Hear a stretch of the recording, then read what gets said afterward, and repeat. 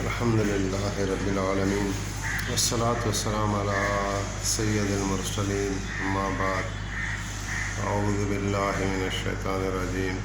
بسم اللہ الرحمن الرحیم لقد جاءکم رسول من انفسکم عزیز علیہ ما عنتم حریص علیکم بالمؤمنین رؤوف رحیم صدق اللہ العلی العظیم وصدق رسولہ النبی الکریم اما بعد۔ اللہ تعالیٰ کا شکر ہے، اللہ تعالیٰ کی تعریف ہے، وہی اکیلا ساری عبادتوں کا مستحق ہے، جس نے اپنے امر کن سے عدم سے یہ کائنات کو وجود دیا ہے۔ سبحان ربک رب العزت عما یصفون، السلام علی المرسلین والحمد للہ رب العالمین۔ تو بہت عظمتوں والی رب کریم کی ذات ہے۔ یہ پوری کائنات جو ہمارے سامنے ہے وہ ایک قسم کا دلیل ہے، اور اللہ کا ہونا یہ ایک دعویٰ ہے، اور کائنات کا ہونا یہ ایک دلیل ہے کہ ہر کائنات کی ہر ایک چیز میں دعوت چھپی ہوئی ہے، اور اللہ تعالیٰ کی طرف ایک دعوت چھپی ہوئی ہے کہ بندہ اللہ رب العزت کی طرف متوجہ ہو۔ تو رسول کریم صلی اللہ علیہ وآلہ وسلم پر درود و سلام و صلاۃ اور آداب حضور کی خدمت میں اللہ تعالیٰ قبول فرمائے، جن کو اللہ رب العزت نے آخری رسول بنا کر پوری انسانیت کی ہدایت کے لیے مبعوث فرمایا، اور جناب نبی کریم صلی اللہ علیہ وآلہ وسلم کی تابعداری میں، اطاعت میں دونوں جہانوں کی کامیابی ہے، اور حضور کریم صلی اللہ علیہ وآلہ وسلم کا دامن چھوڑنے سے اور متابعت چھوڑنے سے دونوں جہانوں کی ناکامی کا سبب ہیں۔ تو دعا ہے کہ اللہ تعالی ہمیں مرتے دم تک جناب نبی کریم صلی اللہ علیہ وآلہ وسلم کی محبت میں اور اطاعت میں زندگی گزارنے کی سعادت اور توفیق دے۔ آج کا یہ تمہیدی گفتگو اس لیے کی کہ کافی دنوں سے یا کافی مہینوں سے میرے اندر خیال تھا، جس کا میں اظہار کرتا بھی رہتا ہوں، کہ میں سیرت مصطفیٰ صلی اللہ علیہ وآلہ وسلم کی مبارک زندگی کو مختصر لیکن جامع طور پر بیان کرنا چاہتا ہوں، دوستوں کے سامنے رکھنا چاہتا ہوں۔ میرے پاس قلیل علم ہے، لیکن تھوڑا بہت شگف رہا ہے، اور تھوڑا بہت میں یہ بیان کرتا بھی رہا ہوں کلاس روم وغیرہ میں، تو یہ ایک ذوق بھی ہے، محبت بھی ہے، شوق بھی ہے۔ تو لیکن حقیقت یہ ہے کہ سیرت پاک صلی اللہ علیہ وآلہ وسلم اتنا بڑا موضوع ہے۔ میں نے کس کتاب میں پڑھا بھی تھا کہ مصنف نے لکھا کہ کسی مصنف کے لیے یہ جائز نہیں ہے، یہ یعنی طاقت اس کے پاس نہیں ہے، اس کے پاس اتنی کسی کے پاس قوت ہو نہیں سکتی کہ سیرت پاک کے تمام پہلوؤں کو کسی ایک کتاب میں محدود کر دے۔ سیرت پاک کا اتنا بڑا موضوع ہے، آج تک سینکڑوں ہزاروں کتابیں کتب لکھی گئیں، لیکن کسی ایک کتاب کے لیے نہیں کہا جا سکتا کہ اس میں مکمل سیرت ہے۔ تو میں بھی شروع کرنا چاہتا تھا، لیکن یہ کہ شروع کیسے کیا جائے، اختتام کیسا کیا جائے، تو اس پہ کافی اشکال آ رہی تھی۔ تو پھر میں اللہ تعالیٰ نے مجھے ڈالا کہ جس کتاب سے میں انسپائر ہوا، جو کتاب میرے ایمان بننے کا بھی سبب بنی اور سیرت پاک کی اور کتب پڑھنے کا بھی سبب بنی وہ یہ کتاب ہے، یہ سیرت مصطفیٰ۔ یہ اس میں آئینے کی وجہ سے اکھر جو ہیں، الفاظ جو ہیں وہ الٹ نظر آ رہے ہیں۔ بہرحال کتاب سیرت مصطفیٰ صلی اللہ علیہ وآلہ وسلم، از قلم مولوی محمد عظیم شیدا صاحب۔ یہ کتاب سندھی میں لکھی گئی ہے اور یہ کتاب خوش نصیبی ہے، میرے لیے بھی ایک باعث افتخار ہے کہ یہ کتاب ہمارے دادا جناب مولوی محمد عظیم شیدا، ان کا تخلص تھا، سولنگی نے لکھی، اور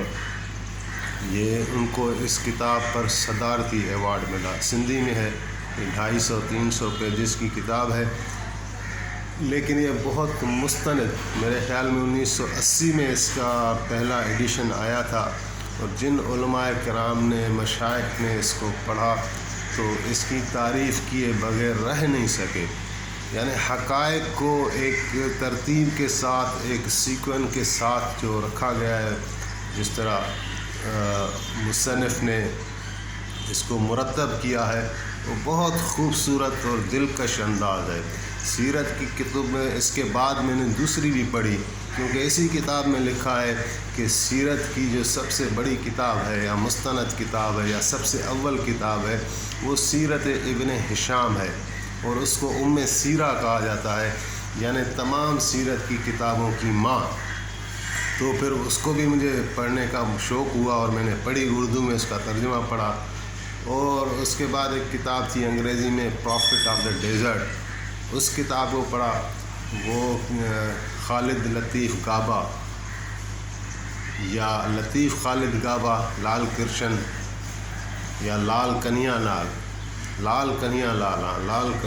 اس کا نام تھا۔ وہ انگریزوں کے زمانے میں جب انڈو پاک، ابھی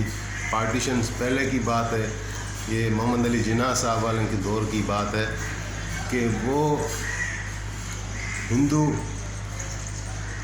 انگلینڈ گیا پڑھنے کے لیے، وہاں اسلام کا مطالعہ کیا، اور وہاں اللہ تعالیٰ نے اس کو ایمان کی سعادت سے نوازا، اور وہ بڑا انسپائر ہوا، نہ صرف مسلمان ہوا بلکہ نبی کریم صلی اللہ علیہ وآلہ وسلم کی سیرت پر کتاب لکھنے کا بھی اس کو شرف ملا، جس کا نام ہے پروفٹ آف دی ڈیزرٹ۔ وہ بھی میں نے کتاب پڑھی، خوبصورت کتاب ہے۔ اس کے ضمن میں ایک چھوٹا واقعہ بھی میں نے پڑھا تھا، وہ میرے پاس محفوظ بھی ہے، کہ یہ جب ہندوستان واپس آئے تو ہندوؤں کو بڑا غصہ تھا اس پر کہ یہ کیوں مسلمان ہو گیا ہے، حالات بڑے ٹینس تھے، تو انگریزوں نے حکمت عملی کے تحت، کسی پبلک آرڈر کے تحت اس کو جیل بھیج دیا تاکہ لوگوں کا غصہ کم ہو۔ تو ایک ضمانت، اس وقت کلیکٹر ہوتے تھے، کلیکٹر کے ہاتھ میں ضمانت تھی، ایک مسلمانوں کا بڑا چودھری تھا، وہ کلیکٹر کے پاس چلا گیا اور کہا کہ مجھے اس کی ضمانت کرانی ہے، لال کرشن یا خالد لطیف، نام اس نے اس طرح رکھا نا کہ جیسے ایل کے لال کرشن یا لال کنیا لال، تو لطیف اور خالد جیسے ایل کے وہی رہے، تو اس نے نام اس طرح رکھا تھا اپنا۔ تو یہ انگریز کے پاس چلے گئے چودھری اور کہا کہ مجھے اس کی ضمانت کرانی ہے، تو انگریز اس کے حق میں نہیں تھے، ضمانت کو ٹالنے کے لیے اس نے کہا کہ اس کی ضمانت 1,00,000 روپے میں ہوگی۔ 1,00,000 کا مطلب اس زمانے میں تھا کہ جیسے ایسے سمجھیں 2 کروڑ یا 5 کروڑ آج کے دور کے، تو بظاہر وہ ناممکن تھا کہ اتنی بڑی رقم، بھلے کتنا بھی امیر آدمی ہو لیکن رقم موجود نہیں ہوتی، کہیں نہ کہیں ہر آدمی کی لگی ہوتی ہے، لیکن گھنٹے 2 گھنٹے کے بعد وہ چودھری 1,00,000 روپیہ لے کر آیا اور اس کی آ کے ٹیبل پر رکھا، تو انگریز حیران ہو گیا، ضمانت تو دینی پڑی، لیکن ساتھ وہ پوچھ رہا تھا کہ اتنی بڑی رقم اور اتنے تھوڑے ٹائم میں تم کہاں سے لے آئے؟ تو وہ کہنے لگا یہ تو رقم ہے، واللہ باللہ اگر اس کی ضمانت کے بدلے مجھے اپنا سر، اپنی اولاد اور اپنا سب کچھ دینا پڑتا تو میں ضرور دے دیتا، کیونکہ یہ حکم مجھے جناب نبی کریم صلی اللہ علیہ وسلم نے خواب میں آ کر تشریف فرما ہو کر فرمایا کہ اس کی ضمانت کراؤ، کیونکہ اس نے ہمارے اوپر ایک کتاب لکھی ہے جو ہمیں پسند ہے۔ تو سیرت نگار جس کو توفیق ملے کتاب لکھنے کی تو وہ بھی حضور علیہ السلام کی شفقت سے امید ہے محروم نہیں رہ سکتا، شفاعت سے محروم نہیں رہ سکتا، بڑا درجہ ہے علماء کرام کا۔ اسی طرح رحیق المختوم بھی میں نے ایک کتاب پڑھی، وہ بھی ایک زبردست کتاب ہے، لیکن جو کتاب اس سے میں انسپائر ہوا ہے یعنی سیرت مصطفیٰ سے، اور وہ بالکل آسان سندھی میں لکھی ہوئی ہے، شاید میری مدر ٹنگ بھی ہے، لیکن اس کا جو پڑھنے کا مزہ وہ الگ ہی آیا۔ تو ابھی میں نے یہی ذہن بنایا کہ چونکہ سیرت کا موضوع بھی بہت بڑا ہے اور اس کو مختصر انداز میں کیسے بیان کیا جائے، تو اللہ تعالیٰ نے بھی میرے دل میں ڈالا کہ اسی کتاب میں سے یعنی جو کتاب سیرت مصطفیٰ میں واقعات آئے ہیں اسی میں سے میں بیان کروں گا، تاکہ یہ سیرت پاک کا موضوع بھی جلد از جلد مکمل ہو جائے، اور یعنی اسناد کی اور ریفرنس کی بھی جو ہے وہ اشکال نہ رہے کہ یہ کہاں سے پڑھا ہے، وہ کہاں سے پڑھا۔ تو ویسے تو سیرت پاک بہت بڑا موضوع ہے، لیکن اس میں پھر ریفرنس میں نہیں دے پاؤں گا، تو اس سے اچھا ہے کہ یہ یعنی اسی کے دائرے کے اندر رہ کر میں بیان کروں گا انشاءاللہ۔ تو آج یہ انٹروڈکٹری کنورسیشن تھی، گفتگو تھی، انشاءاللہ اسی کو لے کر نیکسٹ والی گفتگو میں ہم شامل ہو جائیں گے، جس سے سیرت پاک سے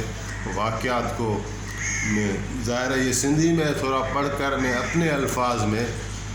اس کی اردو بیان کر دوں گا، اس طرح اس کا ایک ترجمہ بھی آ جائے گا، مفہوم بھی آ جائے گی، اور انشاءاللہ اس میں امید ہے کہ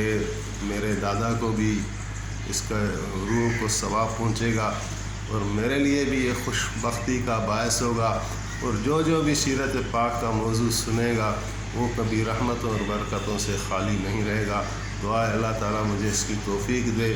اور اس کے کام مبارک کو جو میں نے سوچا ہے اس کو مکمل کرے، بلکہ اس میں بھی مجھے ترقی دے، میرے علم اور حلم میں اضافہ کرے، اخلاص میں اضافہ کرے، اور دنیا و آخرت کے حسنات عطا فرمائے، اور جو سننے والے ہیں انہیں میں بھی اللہ تعالیٰ یہی برکتیں اور سعادتیں عطا فرمائے۔ تو آخر دعوانا ان الحمدللہ رب العالمین۔